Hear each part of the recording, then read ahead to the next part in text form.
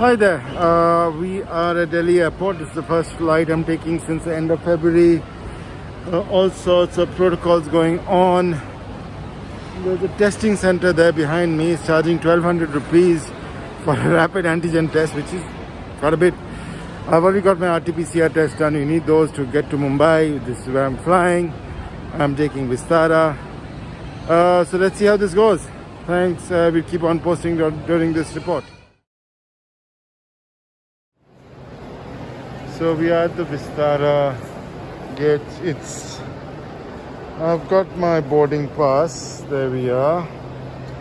Got a physical boarding pass because I was not allowed to, for some strange reason, to check in from the machines. Because apparently somebody forgot to enter the title Mr. in my name.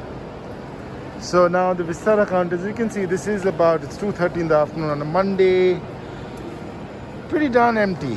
And what I'm on seat 28 Alpha. So right now moving through Delhi airport. Never seen it this empty.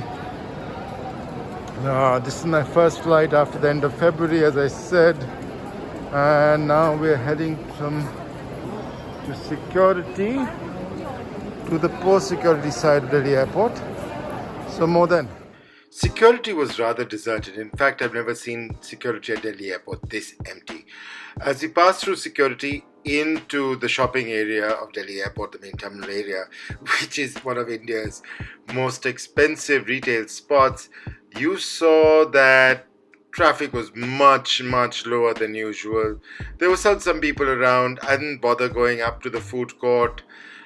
Just checked around to see my gate for the flight and then proceeded to the gates before I made a quick pit stop at the Starbucks to go and pick up a cold brew. I actually bought it at the kiosk. It was pretty normal, but crowds were much lower than usual. Much lower than I've ever seen at Delhi airport in the past. As I headed to gate 34A, which was on the Air India side of the concourse, I noticed that the American Express lounge was shut, even though most of the restaurants such as Starbucks and Burger King were open. Today we are going to be flying on Victor Tango Golf 737-800 that Vistara had acquired when they took over a lot of Jet Airways' old 737s when Jet Airways folded, unfortunately, a couple of years ago.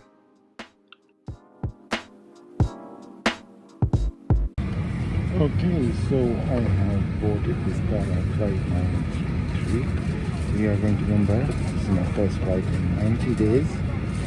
I don't know if you can hear me through the face shield and the mask. But we're all set to go. Boarding started early. The flight feels relatively full.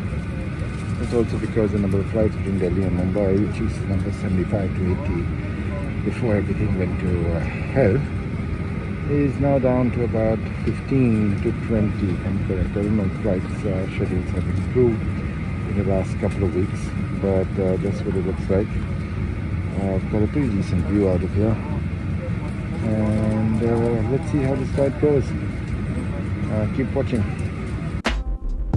Pushback was actually on time at exactly 3:30 p.m. and we quickly proceeded to runway 11 for an easterly takeoff into Delhi with a quick right turn, and we flew right over the city of Gurgaon. On board the flight there was minimal service, but we did get a snack. I really wish we hadn't because it was rather inedible. But it was still nice to have some level of service on the flight. It was a pleasant flight. Vistara offers decent in-flight entertainment through their Vistara World app, which you can access straight through your browser, which has a decent selection of movies, as well as a moving map which you could see on the phone. But I just prefer to look out of the window and into the sky.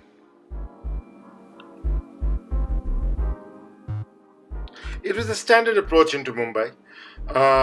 Coming into runway 27, I was seated in the Alpha seat, so I got to see the Air India hangar with a lot of 747s, 777s and 787s parked. There were parked aircraft all over the airside in Mumbai, from SpiceJet, Indigo, GoAir, everybody. We parked at a bus gate near Terminal 2, so we got to see a couple of parked Jet Airways 777s with people by the main undercarriage just guarding the planes, I guess. I was a bit disappointed the fact that the RTPCR tests were not really checked. On the whole, as regards my fellow passengers, they were more or less well behaved. There were obviously the couple of entitled passengers who were very, angry that the airline asked them for the RT-PCR tests and all of that.